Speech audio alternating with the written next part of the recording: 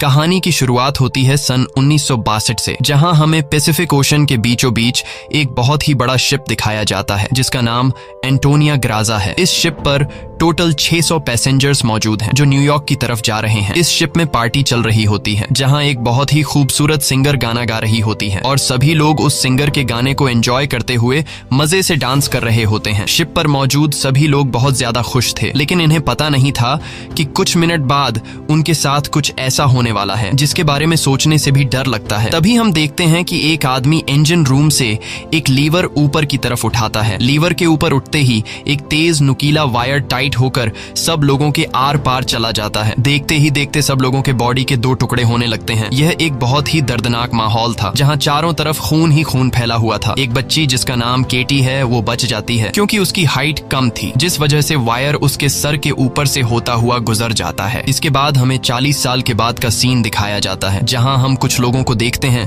जो एक टग बोट की मदद से एक बड़े शिप को खींच कर ले जा रहे होते हैं। तभी अचानक वो पुराना शिप डूबने लगता है। यह देखकर ग्रुप का लीडर अपनी टीम में से एक लड़की जिसका नाम मर्फी है उसे उस पुराने शिप पर भेज देता है ताकि मर्फी उस पुराने शिप को जिस वायर से बांध कर ले जाया जा रहा था उसे आजाद कर दे, वरना अगर यह पुराना शिप डूब गया तो उसके साथ साथ इनकी ये टग बोट भी डूब जाएगी। मर्फी जब उस पुराने शिप पर पहुंचती है तो उसे पता चलता है कि पुराने शिप के निचले हिस्से में दरार पड़ चुकी है, जिस वजह से शिप में तेजी से पानी भरता जा रहा है और अगले 5 मिनट में यह शिप पानी में डूब जाएगा। मर्फी ये बात अपनी टीम के लीडर को बताती है। ये सुनकर टीम का लीडर मर्फी को ऑर्डर देता है कि जिस वायर से हम इस शिप को खींच रहे हैं उस वायर को आजाद कर दो और फौरन वहां से निकलकर हमारे पास टग बोट पर पहुंचो क्योंकि हम इस पुराने शिप को छोड़कर जाने वाले हैं। तभी टीम के 2 और साथी भी मर्फी के पास पहुंच जाते हैं और वो भी मर्फी को बाहर निकलकर शिप को छोड़ने के लिए कहते हैं, लेकिन इस शिप को ढूंढने में उन्हें 3 महीने लगे थे, जिस वजह से मर्फी इतनी आसानी से इस शिप को छोड़कर नहीं जाने वाली थी। वो शिप को बचाने के लिए नीचे पानी में कूद जाती है, जिसे देखकर ऊपर बैठे 2 साथी भी औजार लेकर मर्फी के पीछे कूद जाते हैं। ये तीनों जैसे तैसे करके शिप को डूबने से पहले ही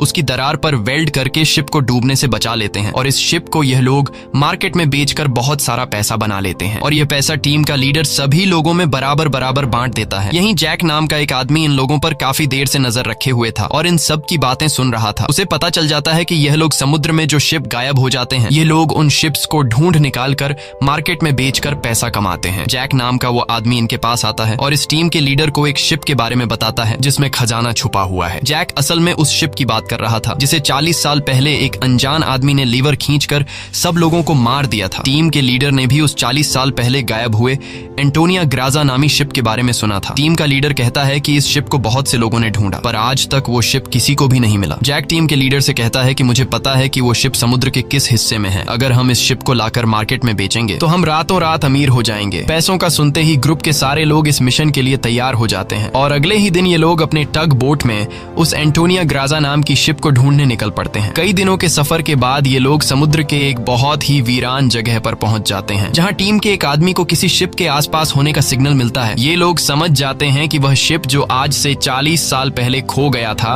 वह यहीं कहीं पर है। थोड़ा ही आगे बढ़ने पर इनके सामने एक बहुत ही बड़ा शिप आ जाता है। ये वही शिप है जिसे हमने कहानी की शुरुआत में देखा था और ये शिप पिछले 40 सालों से समुद्र में गायब हो गया था। इस शिप को देखकर ये सभी लोग बहुत ज्यादा खुश हो जाते हैं और उन्हें लगता है कि इस शिप को बेचकर ये लोग माला माल हो जाएंगे। अब टीम का लीडर 2 लोगों को टग बोट में ही रहने के लिए कहता है और खुद कुछ साथियों के साथ उस पुराने शिप की जांच के लिए अंदर चला जाता है। अंदर जाते ही इन लोगों को बहुत ही अजीब सी आवाज आने लगती है जिसे सुनकर ये लोग घबरा जाते हैं। इसके बाद टीम का लीडर अपने साथियों को आगे बढ़ने के लिए कहता है। ये लोग उस आवाज को फॉलो करते हुए एक बड़ी सी घड़ी के पास पहुंचते हैं जहां ये लोग देखते हैं कि उस घड़ी का कांटा अभी भी हिल रहा है। कुछ देर बाद अचानक उस घड़ी का कांटा रुक जाता है। यह देखकर उन्हें कुछ अजीब लगता है। अब ये लोग शिप की ओर जांच करने के लिए आगे बढ़ते हैं। अंदर ये जहाज पूरी तरह से बिखर चुका था, जहां सारी चीजें टूट चुकी थी और जहाज के लोहे में जंग लग चुका था। ये लोग जब आगे बढ़ रहे होते हैं तब उनका एक साथी नीचे फ्लोर टूटने की वजह से गिरने ही वाला होता है कि तभी मर्फी उसे पकड़ लेती है और जब मर्फी अपने साथी को ऊपर खींचती है तब उससे नीचे एक लड़की दिखाई देती है। ये वही लड़की है जो आज से 40 साल पहले यानी कि सन 1962 में शिप में अकेली बची थी, जिसके सिर के ऊपर से वायर गुजरा था। लेकिन हैरान करने वाली बात यह थी कि 40 साल बाद भी उसकी उम्र उतनी ही थी। थी, जिसका मतलब यह है कि यह उस लड़की की आत्मा है। मर्फी उस लड़की को जब दोबारा देखती है तो वह लड़की अचानक कहीं गायब हो जाती है। अब ये लोग जैसे तैसे करके अपनी साथी को ऊपर की ओर खींच देते हैं। यहाँ मर्फी को कुछ समझ नहीं आता कि उसने जो देखा